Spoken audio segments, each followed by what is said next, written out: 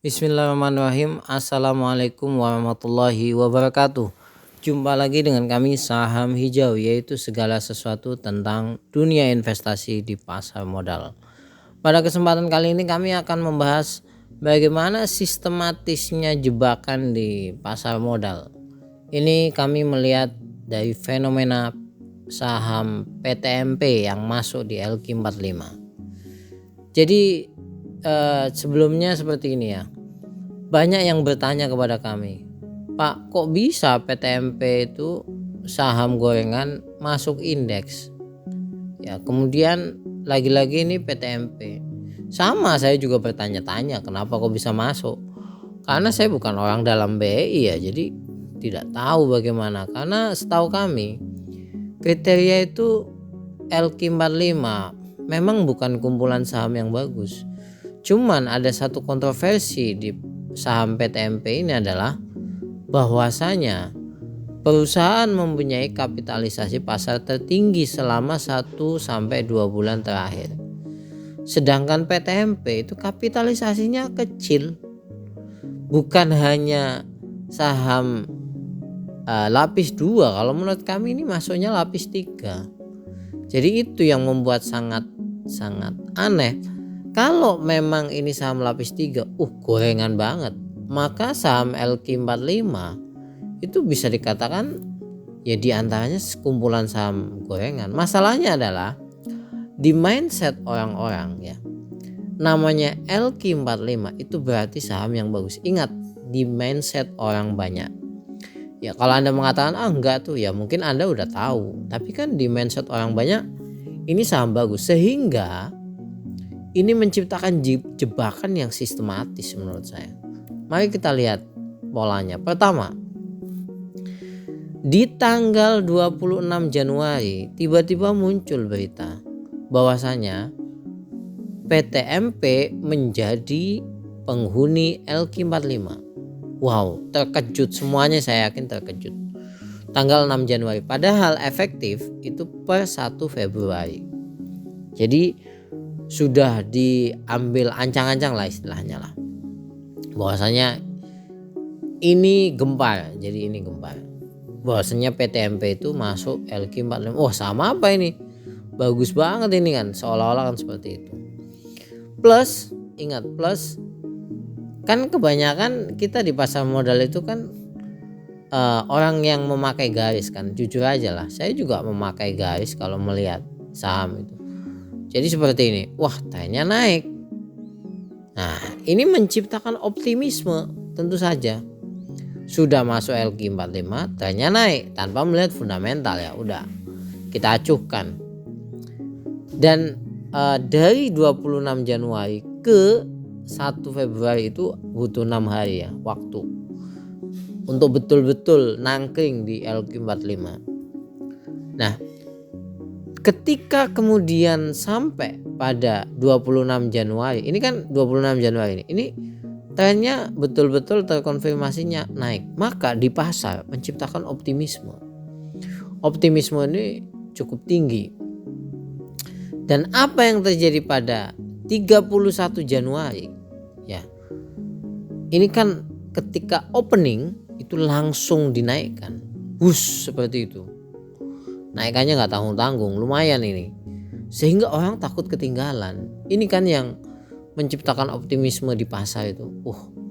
Takut ketinggalan nih, nanti naiknya melejit nih, karena ini saham kapitalisasi kecil. Ini banyak masuk sekali. Bayangkan volumenya average itu 66 million ini ya, 66. Tahu-tahu pada hari itu mencapai 660, 10 kali lipat. Bayangkan. Ini menciptakan optimisme dan di sini naik lagi. Nah, kalau Anda tidak memperhatikan saham seperti ini, tutup HP sebentar saja. Apa yang terjadi kemudian? ARB, bro. Saya betul-betul sedih melihat fenomena ini itu. Karena apa? Korbannya sangat banyak. ARB ketika harga saham itu sudah naik, bukan ARB dari harga pembukaan. Ingat itu. Harga pembukaan itu kan di 282. Di sini nih. Nih. Di sini. Ini pembukaannya udah naik duluan, 282. Jadi ARB dari harga pembukaan. Artinya kalau Anda beli di volume di harga yang puncak di sini, sedih banget. Turun ini drastis ya kan? Ya kalau Anda beli di sini masih mending. Ya kalau beli yang di sini nih. Padahal ya kita lihat secara fundamental aja. Gak ada yang menarik menurut saya. Dibanding 2023, mungkin Anda mengatakan quarter on quarter ini naik karena rugi 4 miliar, tahu-tahu untung 669 juta. Anda jangan melihat di sini aja, Anda harus melihat akumulatif juga. Ini kan 5,6 akumulatifnya. Sedangkan di sini 13 dikurangi 4 kan. Jadi masih ada 9 miliar ini. Loh ini hampir setengahnya loh. Jadi ini sahabat gak bagus menurut saya ya. Ini secara valuasi, secara kinerja gak bagus-bagus amat. Book value-nya udah 4 kali, PER-nya 89. Dari mana kita mengatakan ini saham istimewa gitu? Market cap-nya hanya 672 miliar. Gak ada 1 triliun. Ini kan kategori saham lapis 3. Ya. Nah, profitabilitasnya lihat. Net profitnya hanya 1% bro. Aduh. Saya nggak tahu ya dari sisi mana kita menemukan kecantikannya itu. Nah Anda lihat nih trade booknya. Ada berapa orang nih yang membeli di 338. Pembelian frekuensinya 1236. Gila, betul-betul gila. Dan Anda tahu kalau misalkan beli 338, ARB di 212, apa yang terjadi? Minus 37% dalam sehari. Ya Allah. Saya terus terang belum pernah mengalami seperti ini. Tapi kalau ada yang mengalami ini, kami turut berduka ya. Pokoknya Anda harus ingat, ini kan semuanya persoalan bandarmologi. Sehebat apapun bandar, butuh retail sebagai korban. Ingat itu. Jadi Anda jangan mudah terjebak dengan berita LQ45 dan lain sebagainya. Ini 31 Januari ya anjlok seperti itu. Otomatis ketika orang di besoknya di 1 Februari apa yang ingin mereka lakukan? Maka yang ingin mereka lakukan adalah cut loss secepat-cepatnya. Pasti itu. Karena takut tidak bisa keluar. Tapi apa yang terjadi di tanggal 1 Februari?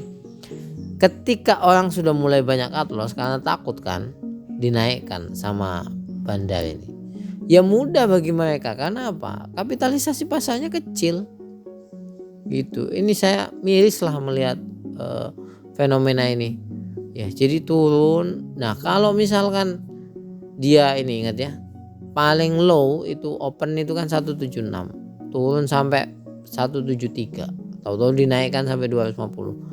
Jadi kalau Anda beli di 338, ARB di 173, hanya dalam 2 hari uang Anda menguap 48%. Sakit banget, sakit. Dan di 2 Februari turun lagi, jeblok lagi. Jadi kayak ombak gitu.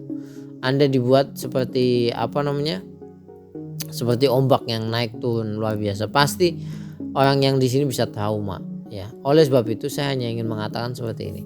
Jangan ikuti hawa nafsu ya di pasar modal. Anda akan terjebak. Karena itu musuh paling besar di pasar modal. Yang berikutnya, jangan pernah takut ketinggalan. Ingat, ada 800-an pilihan yang lain. Dan Anda ketinggalan di satu, masih ada 700 sekian saham yang bisa Anda pilih. Yang ketiga, harus punya keyakinan. Ini fundamental nggak masuk. Ya, maka Anda meyakini teknikal. Tapi secara logika nggak masuk. Ya jangan masuk seperti itu. Yang berikutnya saya hanya ingin mengatakan jangan percaya 100% di pasar modal. Ada banyak sistematika yang membuat retail itu hancur lebur. Ya, ini yang ingin saya sampaikan. Saya juga belum bisa menjawab kenapa PTMP itu masuk di LQ45. Semoga Anda bisa komentar apa sebabnya. Sampai ketemu lagi. Terima kasih banyak. Assalamualaikum warahmatullahi wabarakatuh.